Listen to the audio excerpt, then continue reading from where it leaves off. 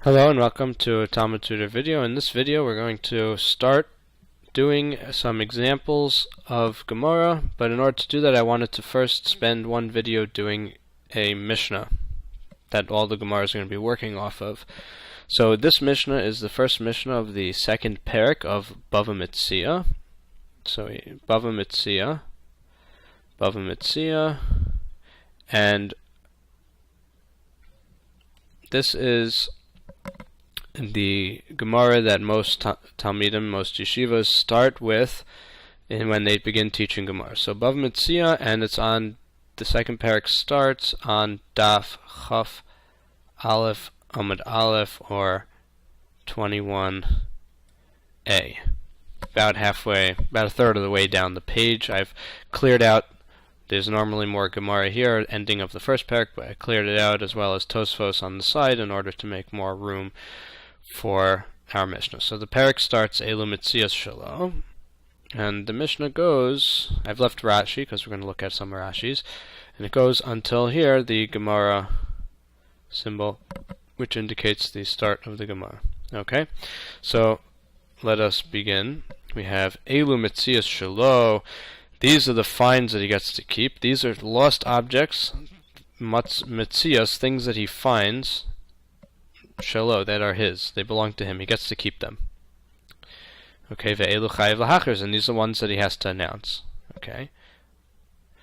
Eilu Metzios Shelo, these are the ones that are his. So Mishna basically said, alright, we're going to talk about Eilu Metzios Shelo and Eilu chayiv lahachers. We're going to talk about these two things. And now the Mishnah is talking about Eilu Metzios Shelo, starting off like that. So you see the Gemara, sometimes the Mishnah and the Gemara does this, where it will tell you what it's going to be doing. So here it says Eilu Metzios Shelo, and then it says this. So we can sort of just says this is one thing, and this is another thing.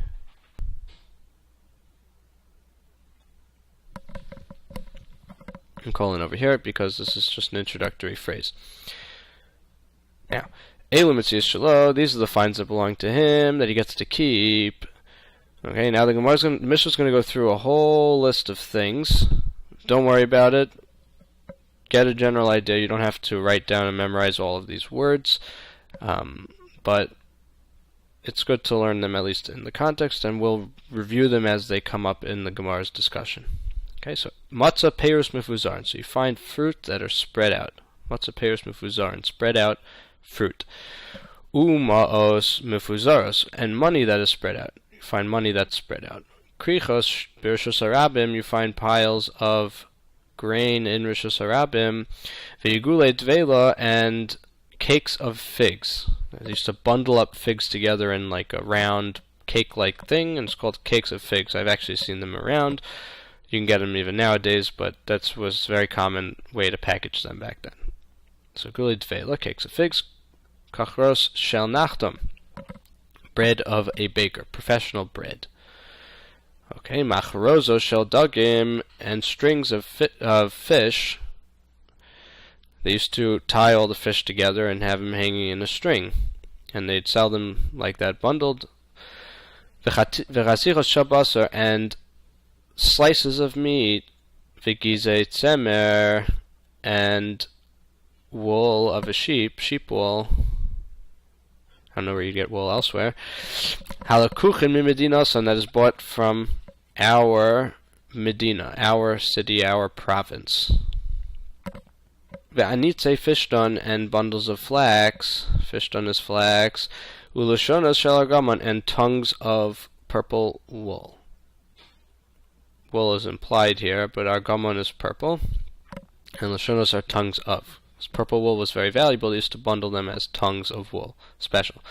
Hare Eilu Shelo, these all belong to him. Divrei Rabbi Meir, these are the words of Rabbi Meir. These are the words of Rabbi Meir. Okay, so let's look at Rashi. What do all these things have in common? So Rashi explains.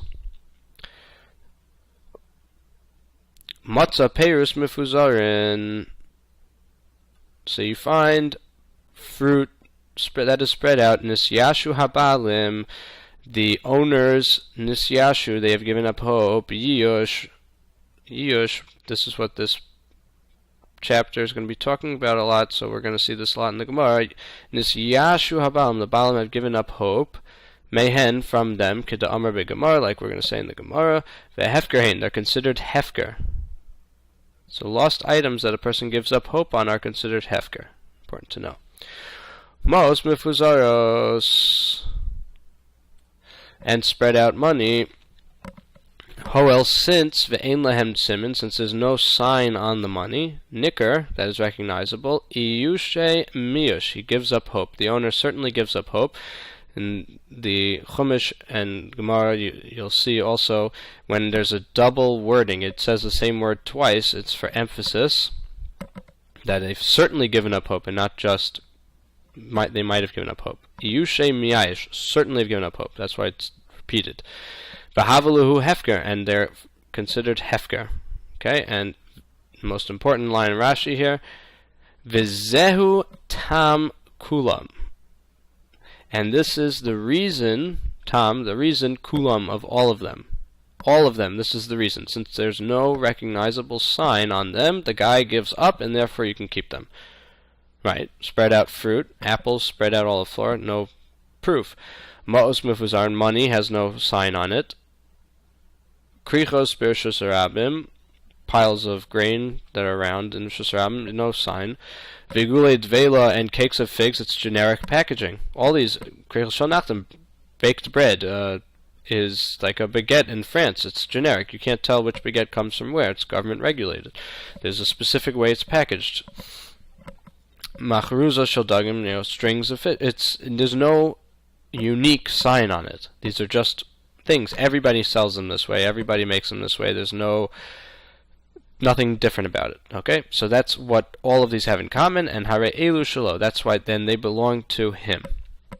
Now, the one sticky part was v'gizei tzemer halakuchim nimedinasan, and gizei tzemer that is taken from our Medina. So Rashi talks about this also. So let's see this Rashi over here. Medinasan, from our Medina. What does that mean?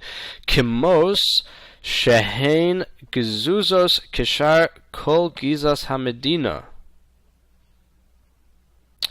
The shavings, kimos shehein gezuzos, kimos, like, shehein gezuzos, like the shavings, kishar kol gizas hamedina, like the rest, kishar, like the rest, kol gizas, all of these shavings, all of these shearings, hamedina, of the province, la'afuke, to exclude, this is a good word, la'afuke, to exclude, havos mi beis ha'oman, those that come from the professional's shop. Kirigatani Seifa, like we're going to teach in the Seifa. Seifa of what? Let's see where the Seifa is. Let me see. Okay, it doesn't say, but in this printing here, not the one on my desk, this printing here would go up to the corner, top right corner, which I can't get to in the current layout that I have set up here in the program I'm using, so I can't see it. But if you go to HebrewBooks.org and open up the page, or open up another Gemara, you'll be able to look up where the Seifa is. I believe the Seifa is just referring to the next Mishna in the Gemara that's going to be talking about, but you'll have to look it up. Okay, so these Medina Sun is they are bundles of wool that are done the way everybody normally does it around. So there's nothing special about it. This is just a regular shearing of the place where you live. Regular thing. It's not like an expert didn't do anything different. It's specific. It's just everybody, the way everybody does it. Okay, that's Divrei Rabbi Meir. Okay, so let's see. Now Rabbi Yehuda is going to be talking about a little bit about the second part here. Okay, Rabbi Yehuda and Rabbi Shimon ben Elazar are both going to be talking about this part here. Kol sheyesh bo shinoi, anything that kol, any, all, she, that, yesh, there is, bo, in it, shinoi, anything that has a shinoi, anything that there is in it a shinoi, a difference, chayev lahachris, he's obligated to announce it. Okay, ketzad, Well, how is that? Ketzad. How is it? This is an important word that comes up, and the Mishnah is now trying to understand, well, how does that apply? What would be an example of what you just said? So here we go. The Mishnah is going to list two examples. Matzah, agul. So he finds a cake, and agul here, Rashi just points out, matzah igul, shel dvela, of figs, like we spoke about before. So he finds this cake, ubesocho cheres, and inside there's a pottery shard. There's like a pottery shard that someone put there. So since there's a pottery shard, there is an identifying siman, and there's something different. Kol sheyesh bo shinoi, there's a shinoi involved. Chayev lahacher, so he's obligated to announce it.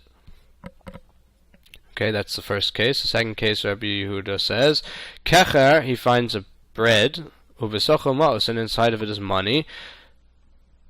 That's also different. Someone found a $15 bill in his loaf of bread. That's they don't have $15 bills, so that's very special. He finds money in his cake. That's, it doesn't usually happen by accident. So this is an identifying feature of this cake or loaf of bread. Okay, and the last part of the Mishnah is Rabbi Shimon ben Elazar is also going to be talking about this idea. Rabbi Shimon ben Elazar, Rabbi Shimon ben Elazar says, Kol kli anpuria, any kli anpuria, which is a new vessel, ein chayev lahachas, you don't have to announce it. Why? Because all new vessels are the same. You buy a toaster oven in the store, all the toaster ovens from this company are all look the same. So there's no way to prove that it's yours, and therefore the person would give up hope. And that's why ein chayev lahachas. Ein chayev lahachas.